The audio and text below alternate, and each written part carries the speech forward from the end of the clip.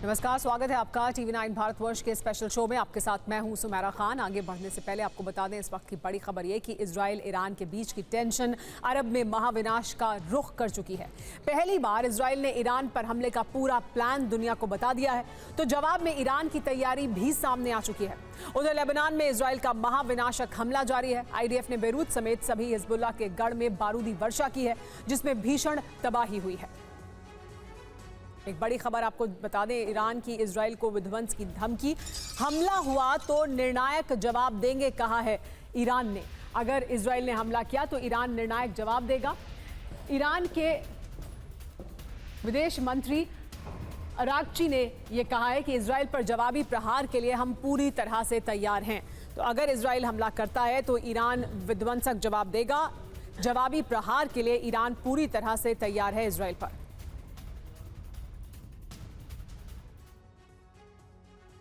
Iran के विदेश मंत्री ने जो कहा उसके मायने क्या हैं, आइए समझते हैं। ईरान का बारूदी संदेश है क्या? ये बड़ा बयान दिया गया है। कहा गया है, दावा क्या है ये कि इजराइल को जवाब देने के लिए ईरान की पूरी तैयारी है, ईरान पूरी तरह से तैयार है। संकेत क्या मिल रहे हैं वो भी जानना जरूरी है। ईरान के विदेश मंत्री अरागची की इजराइल को धमकी सामने आई है। अरागची ने कहा है कि हमला हुआ तो हम निर्णायक जवाब देंगे इजराइल को, यानी इजराइल को जवाब देने के लिए तैयारी पूरी की गई है। इजराइल के दुस्साहस पर बड़ा प्रहार होगा, ये कहा है विदेश मंत्री अरागची ने।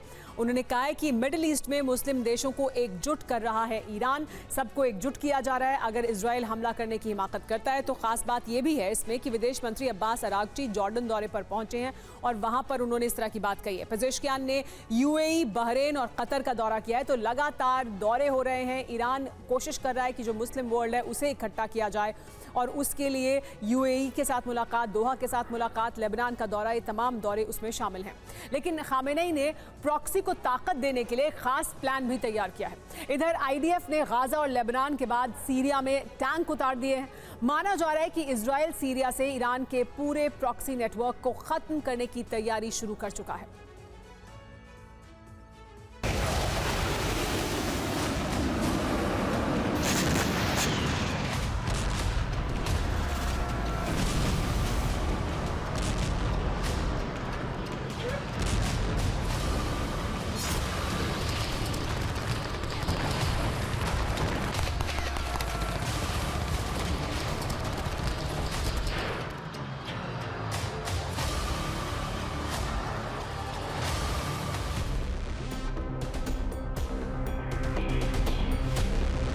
एक अक्टूबर की ये तस्वीरें यकीनन आपको याद होंगी, जब ईरान ने इजराइल पर 200 से ज्यादा बैलिस्टिक मिसाइलें दाग दी थी।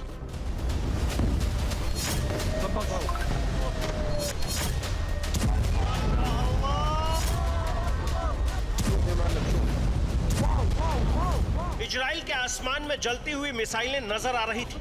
95 लाख इजरायलियों के कान सायरन और धमाकों की आवाज से फटे जा रहे थे।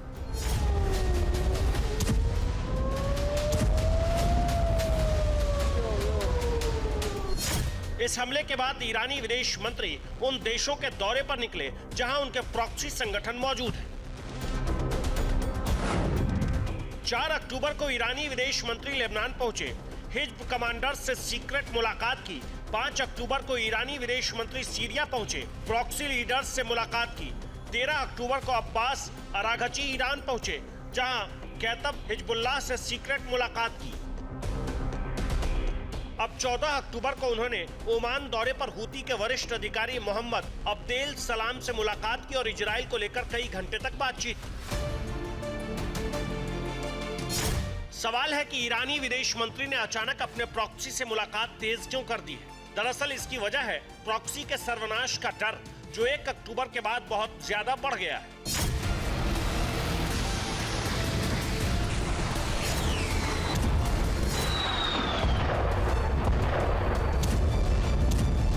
इजराइल हिजबुल्लाह के सर्वनाश की कसम खा चुका है। हर बीतते दिन के साथ लेबनान पर उसकी एयर स्ट्राइक तेज होती जा रही है।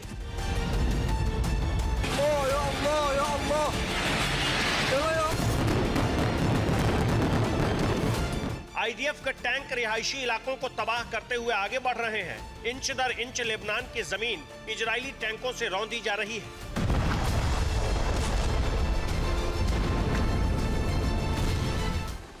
इजरायली ग्राउंड ऑपरेशन का दायरा एक और देश में बढ़ने वाला है।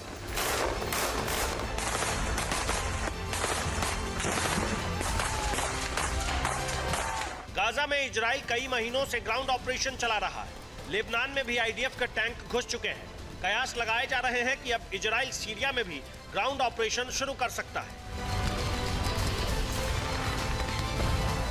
इन कयासों की वजह है इजरायली मीडिया का वो दावा जिसने पूरी दुनिया के कान खड़े कर दिए हैं।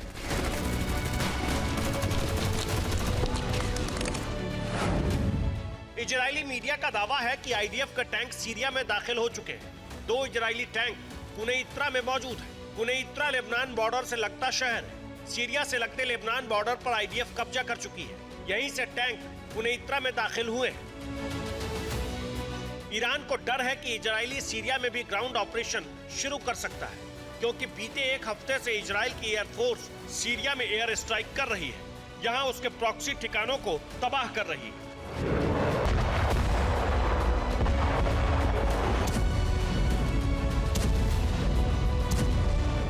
दरअसल ये इजराइल का पैटर्न रहा है।